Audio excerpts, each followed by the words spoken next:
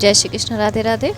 मैं आज आप लोगों के लिए एक और कथा लेकर आई हूँ। चलिए शुरू करते हैं। मीराबाई की जैसी एक और थी, उनका नाम था करमती बाई। करमती बाई अपने शादी वाले दिन जिस दिन उनका शादी था, द्वार पर बारात खड़ी है, तभी अपने कक्ष से अपने दूल्हे को देखती है और देख करके समझ जाती है ये व्यसनी भी है, ये कामी भी है, ये क्रोधी भी है और व्यभिचारी भी है। ये खाता पीता सब कुछ है, लेकिन माता पिता की नाक ना कट जाए। मैं एक श्रेष्ठ कुल की हूँ, इसलिए मैं शादी कर रही हूँ। अरे नाक कब तक बचाऊंगी? परिवार के संबंध कब तक बचेंगे? ये सब लोक लाज कब तक बचेंगे?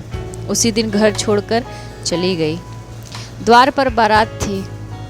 माता जी बारात का स्वागत कर रही। पीछे वाले द्वार से करमती बाई वृंदावन चली गई। पूरा घर ढूंढता रहा, करमती बाई नहीं मिली। फिर कुछ सालों बाद पिताजी को बहुत गुस्सा आया। वो तो क्रोध में थे ही। एक दिन उनके मन में आया,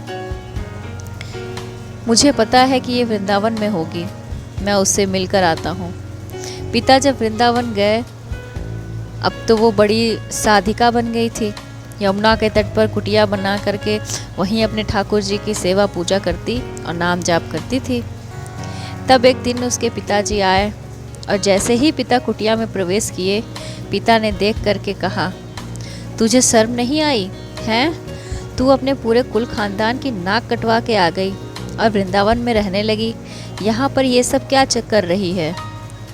फिर जो बात कही करमती बाई ने अपने पिताजी से, कहती है, पिताजी जो कृष्ण को भजते हैं नाक उन्हीं की होती है, और जो कृष्ण को भजते ही नहीं हैं उनकी नाक ही नहीं होती। आप कृष्ण को नहीं भजते, आपकी नाक ही नहीं है, तो फिर कटेगी क्या? नाक तो मेरी कट जाती अगर मैं उस व्यभिचारी से शादी करती, जो मदिरा पान करता है, जो कभी भगवान नाम नहीं जपता। मेरी नाक कट जाती कि मैं कृष्ण नाम जपने वाली एक व्यभिचारी के साथ रहती हूँ। पिताजी के नेत्र खुल गए और बोले, बेटी मेरा मन होता है कि मैं तुझे प्रणाम करूं। बोली, नहीं पिताजी, आप प्रणाम मत करो।